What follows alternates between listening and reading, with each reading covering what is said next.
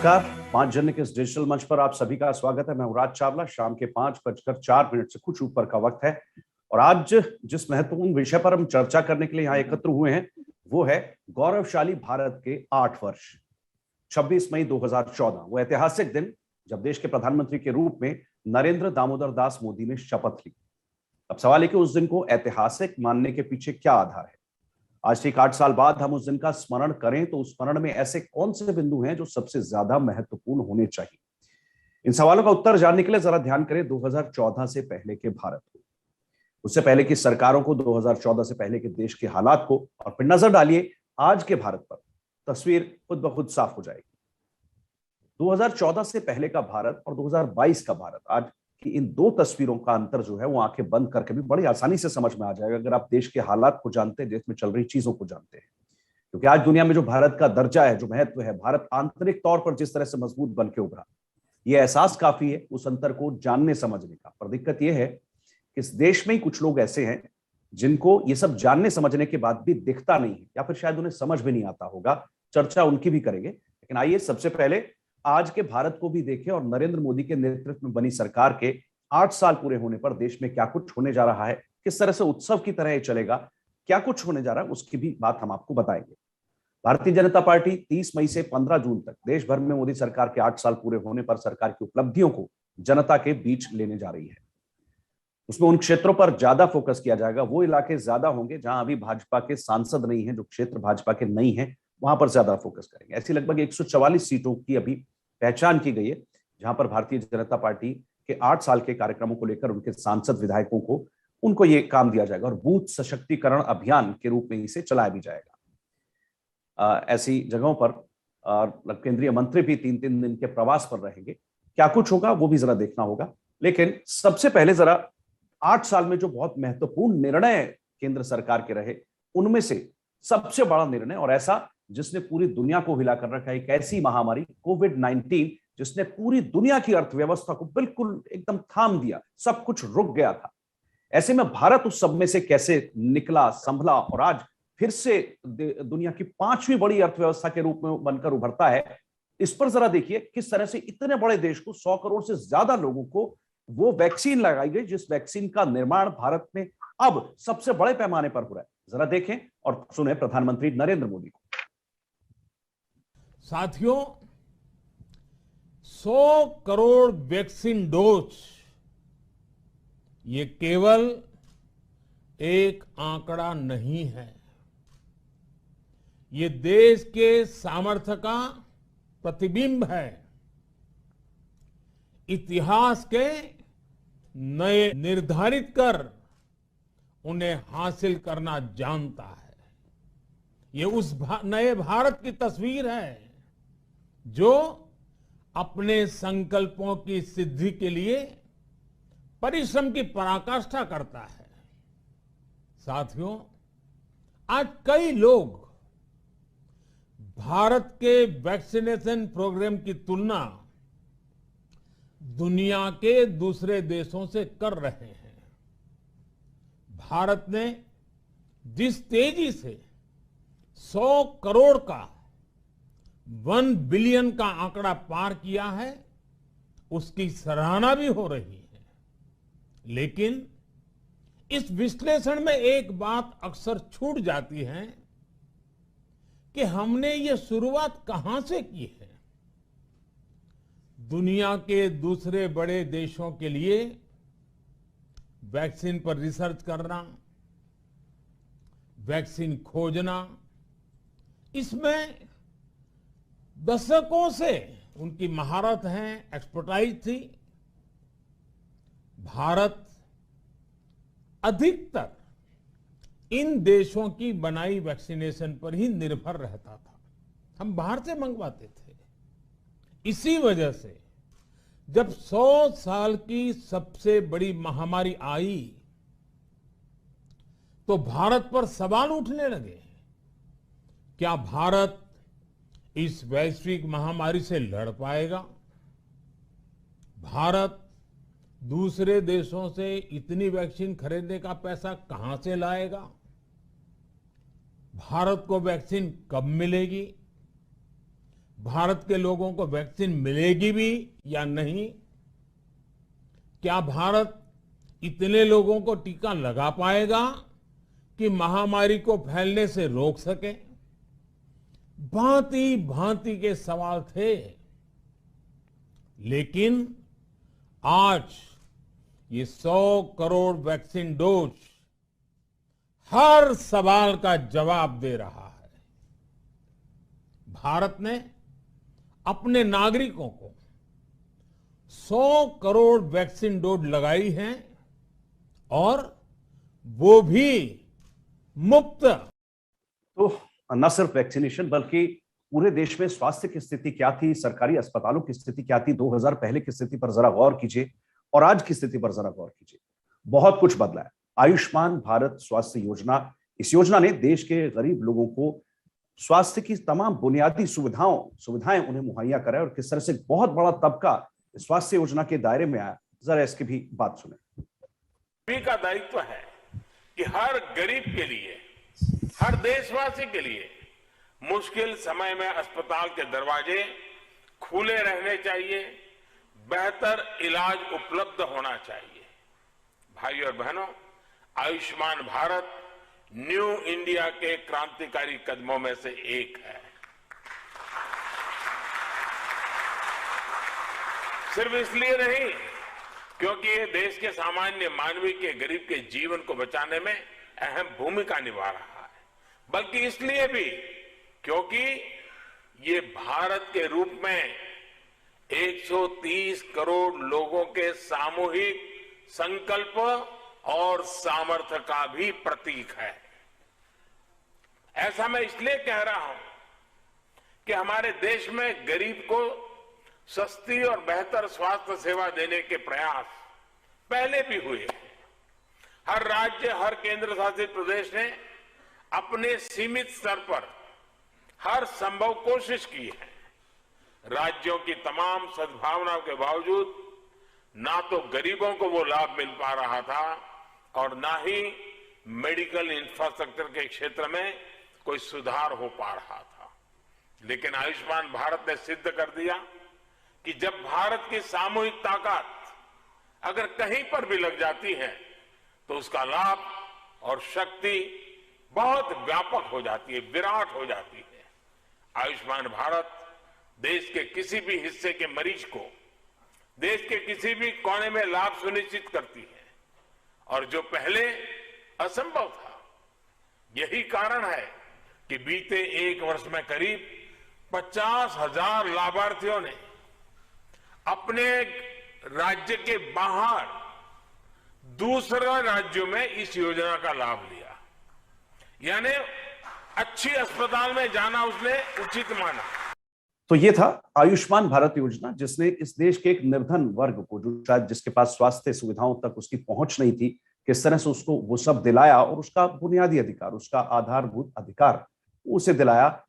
इसके अलावा भारत की स्थिति 2014 से पहले की गौर कीजिएगा, बहुत समस्याएं थी। सबसे बड़ी समस्या थी स्वच्छता, और प्रधानमंत्री ने आते ही 2 अक्टूबर 2014 को दिल्ली से ही इस स्वच्छता अभियान की शुरुआत की। झाड़ू अपने हाथ में लिया, सिंबॉलिक रूप से बताया कि देश किस तरह से बिल्कुल स्वच्छ होना चाहिए, क्योंकि स्वच्छ होगा, स्वास्थ्य होगा तो विकास भी होगा और देश नई ऊंचाइयां छुएगा। सुने प्रधानमंत्री मोदी को। स्वच्छ भारत मिशन के माध्यम से जो हासिल किया है वो हमें आश्वस्त करता है कि हर भारतवासी अपने कर्तव्यों के लिए कितना संवेदनशील है, कितना सतर्क है। हम सफलता में और इस सफलता में भारत के हर नागरिक का योगदान है, सबका परिश्रम, सबका पसीना है। और हमारे स्वच्छता कर्मी, हमारे सफाई मित्र हर रोज झाड़ू उठाकर सड़कों को साफ करने वाले हमारे भाई बहन, कूड़े की बदबू को बर्दाश्त करते हुए कचरा साफ करने वाले हमारे साथी सच्चे अर्थ में इस अभियान के महानायक है। कोरोना के कठिन समय में उनके योगदान को देश ने करीब से देखा है, अनुभव किया है।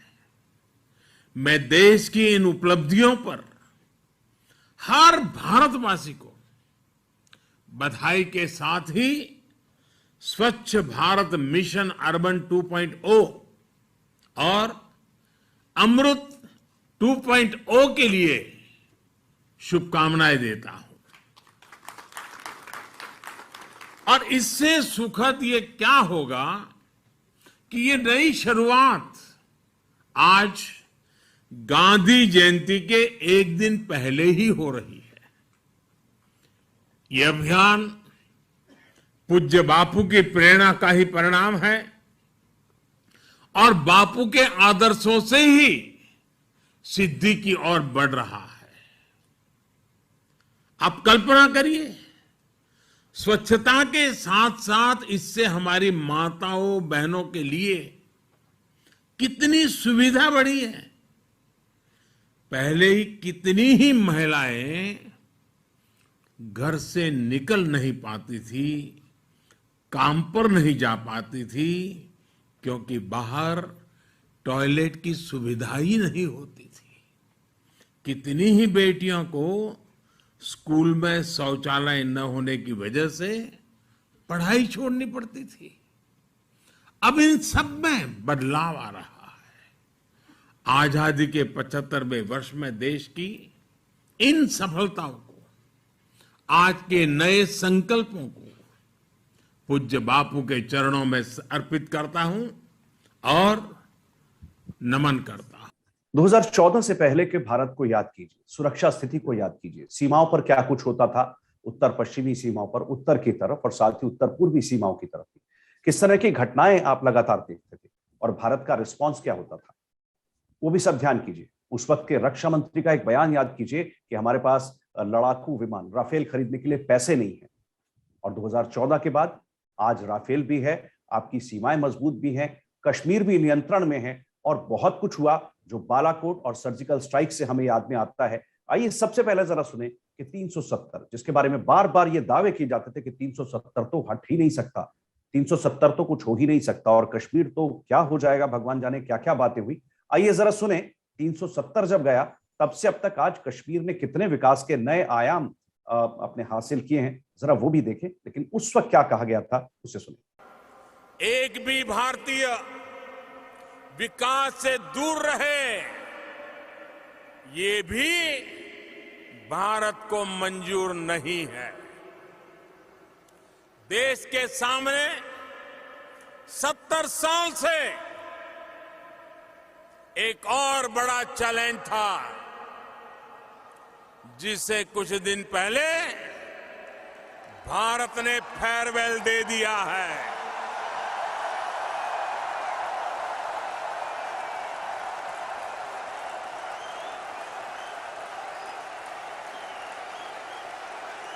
आप समझ गए?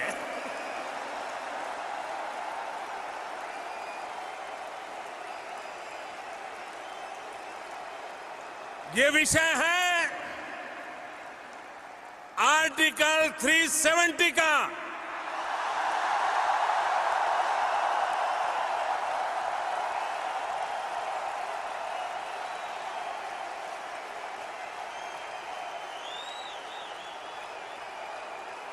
आर्टिकल 370 ने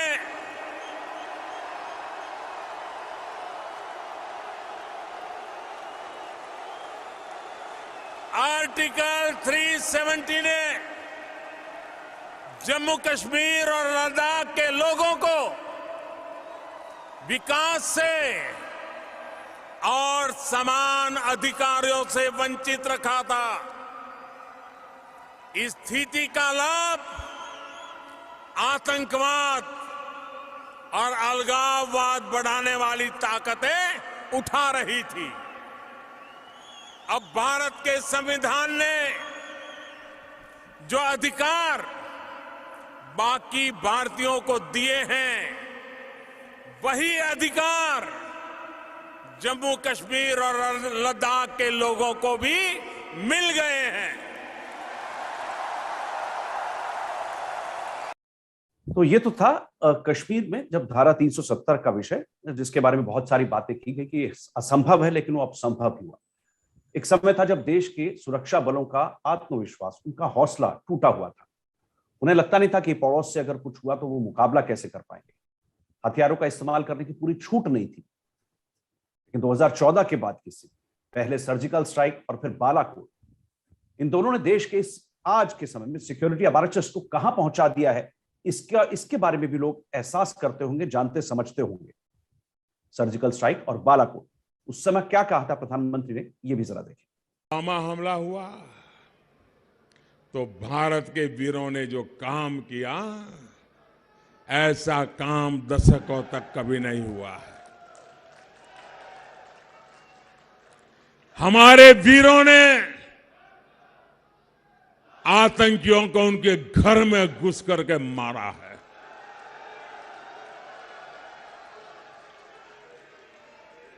आतंकियों को, उनके सरपरस्तों को भारत से इस तरह के जवाब की उम्मीद नहीं थी। वे सोच रहे थे कि मोदी ने पहली बार सर्जिकल स्ट्राइक की तो दूसरी बार भी ऐसा ही कुछ करेंगे, और इसलिए उन्होंने क्या किया, सीमा पर बड़ा तैनाती कर दी, टैंक ला करके पता नहीं क्या क्या रख दिया। उन्होंने यहां सारी सजावट कर दी, हम ऊपर से चले गए। कितनी बची है? तो ये सब तमाम विषय थे, और मुझे लगता है कि विषय सिर्फ इतने नहीं है, विषय बहुत सारे हैं। अगर मैं गिनाना शुरू करूं, बहुत लंबी फहरिस्त है जिनके बारे में चर्चा की जा सकती है। उज्ज्वला गैस योजना एक बहुत बड़ा ऐसा देश में बदलाव है जिसने महिलाओं को स्वस्थ जीवन का, उन महिलाओं को विशेषकर जो गृहिणी हैं, जो घर में चूल्हा चौका करती हैं। और मुझे याद है उस समय प्रधानमंत्री नरेंद्र मोदी ने जब उज्ज्वला की शुरुआत की थी तो अपनी मां को उन्होंने याद किया था कि कैसे उन्होंने महिलाओं को चूल्हे चौके में धुएं के अंदर उस तरह से काम करते देखा। तो वो शायद उनके लिए प्रेरणा थी। एक नागरिकता संशोधन कानून, ये बहुत बड़ी बात है।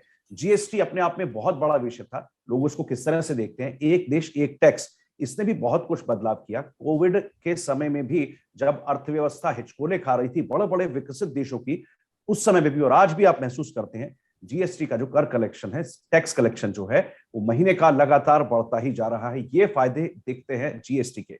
नोटबंदी को लोग अपने तरीके से लेते हैं, पार्टी अपने तरीके से लेती है, अंदर भी कभी कभी कुछ लोग आलोचना कर देते हैं, मगर उसके फायदे। फिर एक बहुत बड़ा विषय आरक्षण का लेकर के चला, तो गरीब सवर्णों को जो आरक्षण देने की पहल नरेंद्र मोदी सरकार ने की, वो भी इन 8 सालों की बहुत बड़ी उपलब्धियों में से है, जिसने इस देश की दशा को बदलने का और दिशा को बदलने का बहुत बड़ा काम किया है। बहुत सारी बातें मैं बता सकता हूं। जनहित की बहुत बड़ी योजनाएं मोदी सरकार ने लॉन्च की, जिनकी चर्चा किए बिना आज की चर्चा, ये गौरवशाली भारत के 8 साल, ये चर्चा पूरी नहीं होगी। पीएम किसान सम्मान निधि, किसान देश का अन्नदाता, जिसके बारे में बहुत चर्चा हुई। किसानों का किस तरह से स्थिति हो और उनकी आय दोगुनी करने का बार बार नरेंद्र मोदी सरकार ने अपना वचन दोहराया। तो पीएम किसान सम्मान निधि उस दिशा में एक बड़ा कदम था। प्रधानमंत्री मुद्रा योजना, आयुष्मान भारत की हमने चर्चा की। प्रधानमंत्री आवास योजना, गरीबों को जिस तरह से आवास मिले, 2,35,000 रुपए का अनुदान प्रति आवास मिलता गया, उनकी भी संख्या हम लगातार आपको बता रहे हैं। प्रधानमंत्री बीमा योजना, इसमें जीवन ज्योति और सुरक्षा बीमा योजना दोनों अलग अलग योजनाएं थी। प्रधानमंत्री जन धन योजना, 2014 से पहले इस देश में बहुत बड़ा वर्ग ऐसा था जिसकी पहुंच बैंकिंग सिस्टम तक नहीं थी, यानी बैंकिंग सिस्टम तक नहीं है, उसके पास बचत का कोई जरिया नहीं है, उसके पास कर्ज लेकर के विकास करने का, विकास के अवसरों में जुड़ने का कोई मौका नहीं है।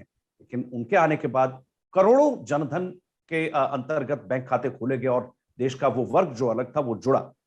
प्रधानमंत्री गरीब कल्याण अन्न योजना, इसने भी कोविड के काल में जब लोगों के काम धंधे नहीं थे, लोगों को खाने पीने के लाले पड़े थे, तो किस तरह से करोड़ों देशवासियों को प्रधानमंत्री गरीब कल्याण अन्न योजना के तहत अन्न मिलता रहा। इसने भी देश को किस तरह से एक बदलाव की दिशा में मोड़ा। और ये मोदी सरकार के कार्यकाल की एक बहुत बड़ी योजना कही जा सकती है। उपलब्धियां कहना हो, यादगार उपलब्धियां कहना हो, या फिर बहुत बड़े कदम कहे जाएं, किस तरह से भी नाम ले। हमारे साथ इस समय 2 वरिष्ठ पत्रकार हमारे साथ जुड़े हुए, प्रशांत वाजपेयी, और आपका बहुत स्वागत है, और दूसरे अविनाश त्रिपाठी जी। प्रशांत जी, कौन सी ऐसे 8 साल के 8 कदमों की बात मैं बार बार कर रहा हूं, ऐसे आपकी नजर में कौन से बड़े कदम हैं जिसने इस देश की दिशा को और दशा को बदलने का बड़ा काम किया। इन 8 साल में मोदी सरकार की कौन सी उपलब्धियां देखते हैं प्रशांत? नमस्कार, मुझे सुन पा रहे हैं राज जी? जी बिल्कुल प्रशांत जी, कहिए, आवाज आ रही।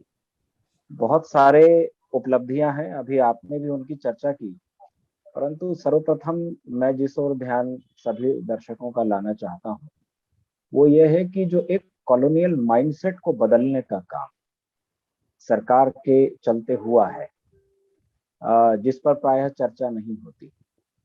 आज अपने देश में अपनी भाषा को बोलते हुए शर्म का अनुभव अब एक सामान्य नागरिक नहीं करता। एक ग्रामीण व्यक्ति को भी लगता है कि भाषा अभिव्यक्ति का माध्यम है और भाषा जो है वह उस भाषा में क्या कहा जा रहा है यह महत्वपूर्ण है, भाषा महत्वपूर्ण है। नई शिक्षा नीति में मातृभाषा में शिक्षा पर जोर दिया गया है। ये कुछ ऐसी बातें हैं जो लगभग 100 वर्षों या उससे अधिक समय से, बल्कि और बहुत पुराने पीछे तक वह जाता है इतिहास। ये सारी बातें जो बदलाव आया है, इतिहास को लेकर एक नया दृष्टिकोण और एक नई बहस चालू हुई है। लोगों ने अपने भारतीय होने पर गौरव का अनुभव करना यह प्रारंभ किया है। मैं समझता हूं कि ये सबसे महत्वपूर्ण उपलब्धियों में इसे गिना जाना चाहिए। विदेश नीति के मोर्चे पर, सुरक्षा के मोर्चे पर भी बड़े उल्लेखनीय काम हुए हैं। विदेश नीति में आज हम देखें, जहां सारी दुनिया में कोने कोने में रहने वाले भारतवासियों का गौरव बढ़ा है, अपनी सरकार और अपने दूतावास के प्रति विश्वास बढ़ा है कि अगर हम किसी संकट में हैं तो हमें त्वरित सहायता मिलेगी, भले ही हम जहां रह रहे हैं वहां बमबारी क्यों ना हो रही हो, विश्व की महाशक्तियों के दांव पे चल रहे हों, लेकिन भारतवासी दुनिया के किसी भी कोने में सरकार को अपने पीछे पाता है, आत्मविश्वास का अनुभव करता है। चीन, पाकिस्तान समेत सभी को यथोचित उत्तर मिला है।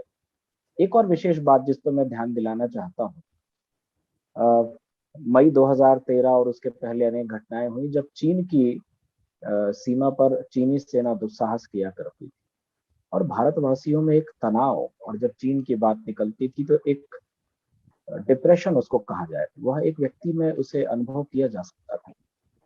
आज आम भारतवासी चीन की भी परवाह नहीं कर रहा।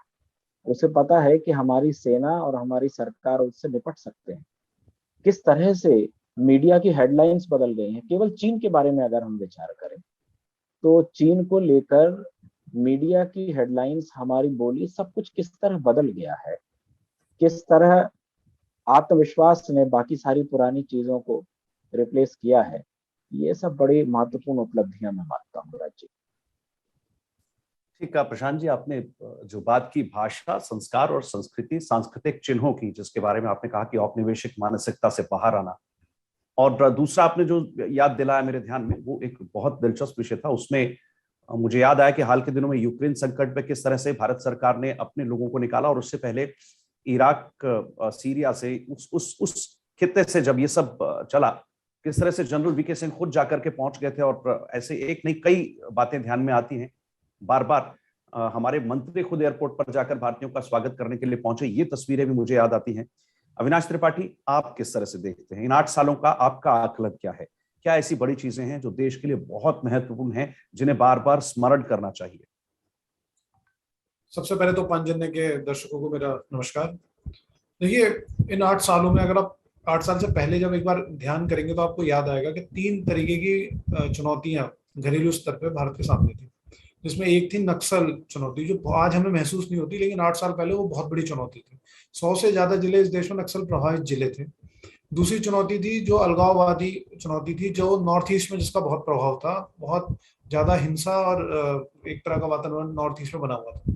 तीसरा जो था वो जिहाद से जो आतंकवाद होकर आता है, वो भारत के लिए एक स्थानीय चुनौती थी, जो जिसका प्रभाव कश्मीर में था, और फिर जो आतंकी हमले होते थे देश में, जिसका सबसे बड़ा जो हमने देखा मुंबई हमले में, जो फाइनल जिसका एक तरह से, उससे पहले देश का ऐसा कोई बड़ा मंदिर नहीं बचा जहां हमले नहीं हुए, जहां जो और थोड़ा और पीछे जाएंगे तो फिर आपको पंजाब की हालत याद आएगी 90 और 80 के दशक में कैसी थी। तो हुआ क्या, इन 8 सालों में जो सरकार की सबसे बड़ी उपलब्धि सुरक्षा के मोर्चे को, यह है कि उसने इन तीनों जो देश को जो ये तोड़ने वाली शक्तियां थी, इन्हें गले से पकड़ा है। आप देखिए आज नक्सली जो प्रभाव है वो बहुत सीमित हुआ है। जो पाकिस्तान से प्रेरित पोषित आतंक आता था उस पर सरकार ने बहुत सख्ती की है। और पाकिस्तान, एक समय था जब हम शिकायत करते थे पाकिस्तान की दुनिया भर के मंच पे जाके, सबको याद है एक जिसमें पाकिस्तान के प्रधानमंत्री नवाज शरीफ ने देहाती औरत करके बोला था हमारे प्रधानमंत्री मनमोहन सिंह के लिए, जो उस समय के प्रधानमंत्री थे। तो उस वहां से लेकर आना और एक ऐसे देश के तौर पर भारत को एक शक्तिशाली राष्ट्र के रूप में स्थापित करना, जहां पाकिस्तान भारत की शिकायत कर रहा है कि हमसे बात नहीं करते, और भारत जो है सीना ठोक के गए कि जब तक आतंकवाद नहीं रुकेगा तब तक बात नहीं होगी।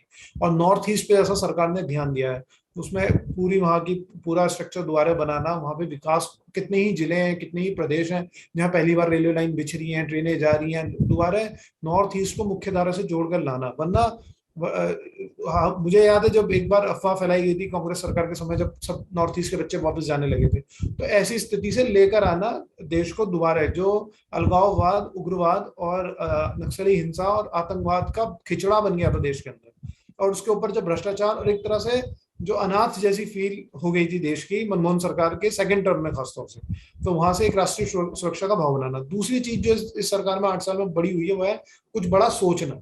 ये देखिए बुलेट ट्रेन, आज भारत जो है बुलेट ट्रेन की तरफ जा रहा है, सोच रहा है हम बुलेट ट्रेन बनाएंगे। 60 और 70 के दशक में यूरोप में, जापान में बुलेट ट्रेन बनी है। वो देश जो सेकंड वर्ल्ड वॉर के बाद तबाह हो चुके थे, वो दोबारा से खड़े हो गए, उन्होंने 40-40 साल पहले बना दिया।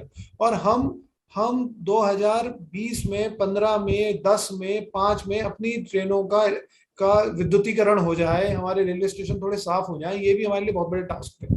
तो जो आम जनमानस है उसके मन में विकास को और बड़े स्केल पे, कि हम दुनिया से दवाई लेंगे नहीं कोविड की, हम 1 साल में अपने देश के अंदर 2 वैक्सीन बनाएंगे और दुनिया को देंगे। खुद 1 अरब आबादी से ज्यादा हमारी, हम खुद तो अपने पे इस्तेमाल करेंगे ही, मतलब खुद हम उपयोग करेंगे ही, उसके बाद जिसे जिसे विश्व में जरूरत होगी उसे देंगे। और अब आज भी आप देखिए इतने बड़े संकट में यूएन बार बार भारत से कह रहा है ना कि आप अनाज की उपलब्धता जो है सुनिश्चित कीजिए दुनिया के लिए।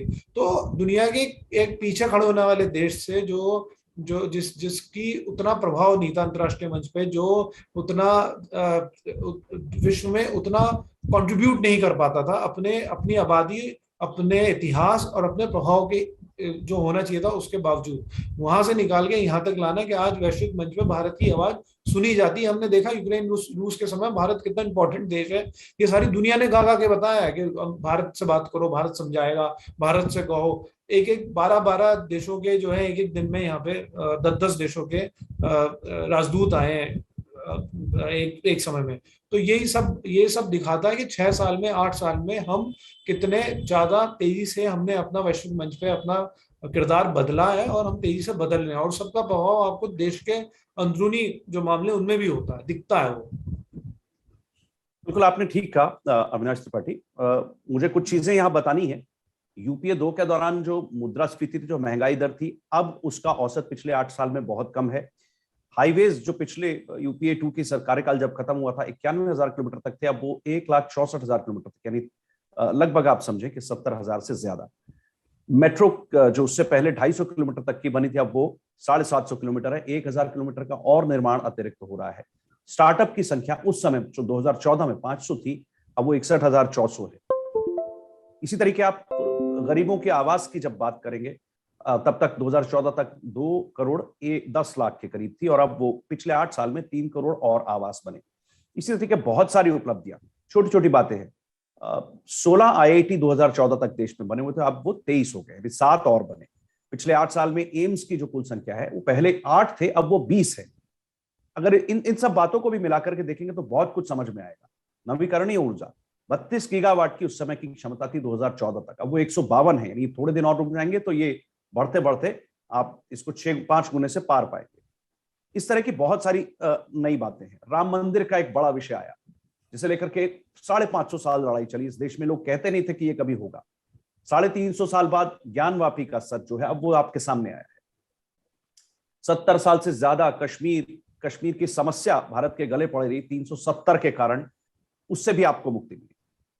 1984 के नरसंहार, सिखों का जो नरसंहार हुआ था, उसमें भी न्याय मिला है। कश्मीरी पंडितों के हत्यारे को अब पहली बार कम से कम सजा होते लोग देख रहे हैं। ये आज ही की घटनाएं हैं, ताजा घटनाएं, बहुत पीछे नहीं जा रहा हूं, इसलिए बहुत कुछ कहा जा सकता है। मैंने कहा कि शायद कहते कहते बहुत समय निकल जाएगा। 66 नए एयरपोर्ट इन 8 सालों में बने हैं, ये देश को दिया है इन बीते 8 सालों में, इसलिए हम गौरवशाली भारत के 8 साल जब कहते हैं ये गलत नहीं है। बहुत कुछ है कहने को, लेकिन कुछ लोग छोटे छोटे इश्यूज पर आलोचना भी करते हैं। अविनाश, एक एक करके लूंगा तो शायद बहुत नहीं होगा, लेकिन सबसे बड़ा जो हाल का, जिसको विपक्ष बड़े उपहासपूर्ण तरीके से कहता है, या सरकार की मजबूरी प्रधानमंत्री ने सामने आकर कही भी थी, जरा समझाएंगे। 3 कृषि कानून जिसको अच्छी तरह से, और बाद में अनिल घनवत ने जो रिपोर्ट का खुलासा किया था, सुप्रीम कोर्ट की कमेटी के हिस्से थे, उन्होंने कहा था कि देश के 80% से ज्यादा किसान ये चाहते थे, उन कृषि कानूनों के पक्ष में थे, लेकिन जो चाहते थे वो सड़कों पे नहीं उतरे, जो थोड़े से नहीं चाहते थे वो सड़कों पे उतरे। उन्होंने एक अराजकता का माहौल पैदा किया और आखिर वापस लेने पड़े। ये हम जानते हैं सरकार की क्या मजबूरी रही। फिर बहुत सारे और भी विषय हैं, उन पर अलग अलग बात कर सकते हैं, लेकिन हालिया घटना ये फार्म लॉज की, इसको कैसे समझाएंगे? देखिए, इस देश में पिछले 10 साल का जो सबसे बड़ा आंदोलन हुआ है वो तो अन्ना हजारे का आंदोलन है, जो हमने देखा। मेरे तो जीवन का सबसे बड़ा आंदोलन वही है, क्योंकि राम जन्मभूमि आंदोलन के समय तो मैं बहुत छोटा था, लेकिन उसमें मैंने हमेशा देखा, जितना भी मुझे याद है, हमेशा कहा जाता था हिंसा रखनी है मंच से। बहुत ही पूरे देश में जब भी उस आंदोलन का प्रभाव था, हिंसा ना हो, हिंसा ना हो। लेकिन मोदी सरकार में जब भी आप देखेंगे ना, खास तौर से जितने भी बड़े आंदोलन हुए, विपक्ष का काम है आंदोलन करना, लेकिन वहां लोगों को और हिंसा करने के लिए प्रोवोक किया गया, ताकि लॉ एंड ऑर्डर बिगड़े और सरकार जो है कुछ ऐसी सख्त कार्रवाई करने पे मजबूर हो, जिसको आधार बना के फिर आगे राजनीति की जाए। और देखिए, ये जो बदलाव या जिसे कहते हैं हम सुधार करना, ये इस देश में हम तो वैसे ही इसकी कीमत चुकाने के हम बहुत लेट चले। हमसे 10 से 15 साल पहले, जो हमने 92 में उदारवाद या नरसिम्हा राव सरकार में हम लेकर आए, उनसे 10 से 15 साल पहले चीन लाया, वहां थोड़ा वो पहले आया, तो उसका प्रभाव आप देखिए, वो हमसे धीरे धीरे करके उन 15 साल की एडवांटेज कितना लंबा ले गया। 80 के दशक में कितनी कपड़ा मिलें थी जो मुंबई में बंद हुई, जिसकी वजह से वहाँ उन्हीं कपड़ा मिलों से जो बेरोजगार हुए बच्चे, उन्होंने आगे चल के अंडरवर्ल्ड और वो सारा वहाँ का एक क्राइम का पूरा दुनिया का पूरा एक मुंबई में बना। तो इस देश में जो भी चीज आपको विकास की तरफ ले जाए, उसको डर दिखा के कि तुम्हारी जमीन जा रही है, तुम्हारी नागरिकता जा रही है, तुम्हारा ये जा रहा है, और लोगों को इकट्ठा करो और उसके बाद ऐसा माहौल बनाओ कि सरकार, किसी की भी सरकार हो, और ये इस देश में लेफ्ट ने तो बहुत ज्यादा किया है। फिर अब कांग्रेस पूरे लेफ्ट वाले रोल में, कि जो सरकार है वो सुधारवादी कदम उठा ही ना सके, उसे पीछे हटना पड़े, और इस तरह का माहौल बना दो। और देखिए, ये जो पूरा किसान आंदोलन है, ये इसमें तो ज्यादा जो पंजाब का सेंटिमेंट रहा है उसका भी एक बहुत बड़ा हिस्सा रहा है। वहां से जो मैंने पहले भी कहा था, खालिस्तान का जो एक पूरा एजेंडा उसके पीछे चलता है, तो वहां पे उस तरह की विचार को बढ़ाओ कि ऐसा लगे कि ये सरकार जो, जबकि इस सरकार ने जितने सिख सेंटिमेंट को ध्यान में रखा, अभी हमने देखा गुरु तेग बहादुर जी की जो के समय कितना लाल किले को मोदी सरकार ने उनके चित्र लगाए वहां पे, तो उसके बावजूद ऐसी स्थिति बना के रखना, जैसे सीए कानून पे, जो कानून सरकार संसद से पास कर रही है, उसके लिए सड़क पर हिंसक वातावरण बनाओ इतना कि, और खास तौर से उस टाइम आपको याद होगा डोनाल्ड ट्रम्प गुजरात उतरे थे तो गुजरात में दंगे शुरू हुए, वो वहां से आगरा गए तो आगरा में दंगे शुरू हो गए, वहां से दिल्ली गए तो दिल्ली में दंगे शुरू हो गए, सिर्फ ये दिखाने के लिए कि यहाँ कितना अस्त व्यस्त का माहौल है। और ये प्रोपोगेंडा क्रिएट करने के लिए आपको किसी भी स्तर तक जाना पड़े। ये स्थिति आ गई है कि आप लंदन में जाके, राहुल गांधी भी ऐसे बयान दिए उन्होंने कि देश में केरोसिन छिड़का हुआ, बस एक चिंगारी की जरूरत है। और ये केरोसिन कौन छिड़क रहा है? दिल्ली हाई कोर्ट ने तो नोटिस जारी किया था ना गांधी परिवार के खिलाफ भड़काऊ भाषण का। तो आप ही क्या कहते हैं, इतने एग्रेसिव बयान दें पूरे देश में, आप क्षेत्रवाद फैलाएं, आप दक्षिण में जाके उत्तर के खिलाफ बात करें, आप असम में जाके गुजरात के खिलाफ बात करें, आप जाके ये कहें कि कश्मीर को आज गुजराती और उत्तर प्रदेश के ब्यूरोक्रेट्स चला रहे हैं, उसके बाद आप विदेश में जाके कहें कि ये पूरे देश में केरोसिन छिड़काओ, बस आग लगने की जरूरत है। तो मेरा कहने का मतलब यह है कि जब आप संसदीय राजनीति में अपना जन समर्थन प्राप्त नहीं कर पा रहे, आप संसद के पटल से अपनी बात ठीक से कह नहीं पा रहे, तो शॉर्टकट फॉर्मूले क्या है कि आप जातियों में भड़काएं, आप जो है झूठ बोल के लोगों को एक तरह से प्रोवोक करें कि जमीन जा रही है, जमीन जा रही है, जमीन जा रही है। वो पूरा जो किसान आंदोलन है वो इसी के इर्द गिर्द बुना हुआ है कि जमीन जा रही है। जैसे सीए एनआरसी में कह दिया था नागरिकता जा रही है, किसकी नागरिकता जा रही है, कैसे जा रही है, कुछ पता नहीं, नागरिकता जा रही है। ठीक है, वो बात बिल्कुल मैं समझ गया, वो बात हुई। आता हूं जरा प्रशांत वाजपेयी आपके पास।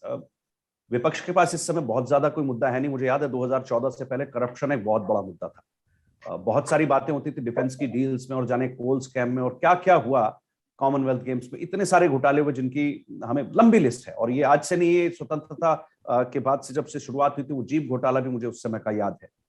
तो बहुत सारी बातें पीछे से लेकर अब तक। अब इन 8 सालों में करप्शन को लेकर के कोई आरोप लगा नहीं।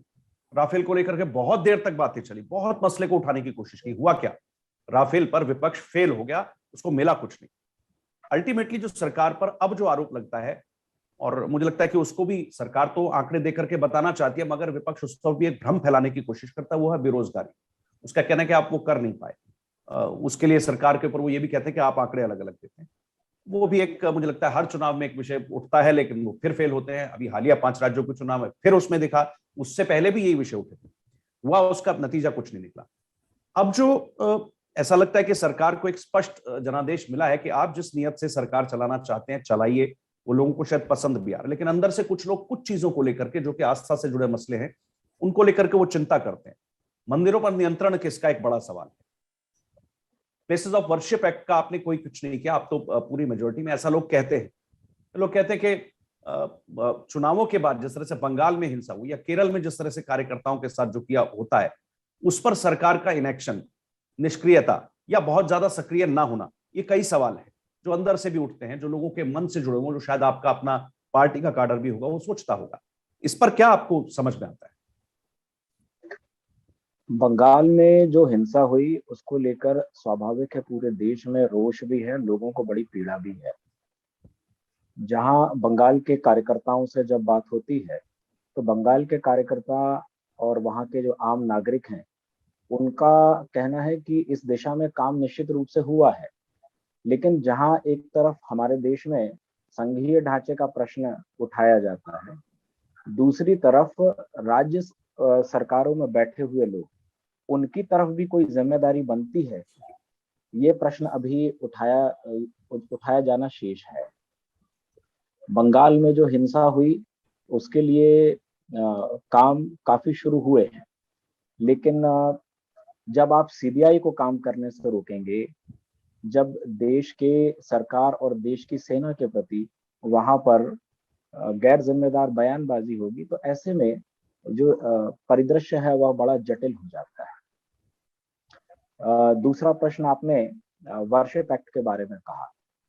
वर्शिप एक्ट जो है, मुझे लगता है कि उसकी एक सही व्याख्या करने की भी आवश्यकता है। वर्शिप एक्ट को लेकर सरकार की जो योजनाएं होगी, आगे कुछ बात होगी, वह सामने आना शेष है। लेकिन अभी जब ज्ञानवापी का मामला शुरू हुआ और मथुरा के बारे में बात आई, तब वर्शिप एक्ट को लेकर भी कई बातें जो मंदिर के जो विरोधी हैं उनके द्वारा कही गई थी, लेकिन कोर्ट ने उन पर व्याख्या दी और बताया कि ये उसके दायरे में नहीं आते।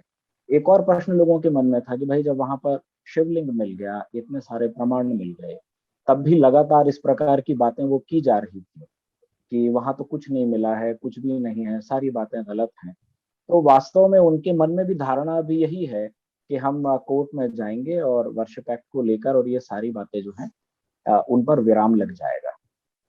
इन चीजों पर स्थिति स्पष्ट होना शेष है, ऐसा मुझे लगता है। ठीक है, आप दोनों ने जो बात कही, एक तो ये कि प्लेसेस ऑफ वर्शिप एक्ट का जो कोर्ट का उस समय तर्क था, उन्होंने कहा था कि प्लेसेस ऑफ वर्शिप एक्ट जो है कम से कम किसी धर्मस्थल के वास्तविक चरित्र को जानने से रोकता नहीं है, और जो भी कुछ कहता हो, पर यहाँ वास्तविक चरित्र जानने की एक बात है। इस धर्मस्थल का वास्तविक चरित्र जानने से प्लेसेस ऑफ वर्शिप एक्ट नहीं रोकता। फिर भी इसमें बहुत सारी बातें आती हैं, और भी धर्मस्थल होंगे, देखेंगे। प्रशांत वाजपेयी, अविनाश त्रिपाठी, आप दोनों का बहुत बहुत धन्यवाद, आप इस चर्चा में जुड़े, और मुझे लगता है कि इसको आपने एक नया आयाम दिया, एक नई दृष्टि दी। जो बातें हमने रखी उसके साथ हमारे दर्शकों को बहुत कुछ जानने को मिला। अगली बार किसी और विषय के साथ हम सब फिर जुड़ेंगे। प्रशांत वाजपेयी, अविनाश, आप दोनों का बहुत बहुत धन्यवाद। अपने दर्शकों से भी मैं अनुमति चाहता हूं। फिलहाल आज के लिए इतना ही, अगले अंक में फिर मिलेंगे। नमस्कार। नमस्कार।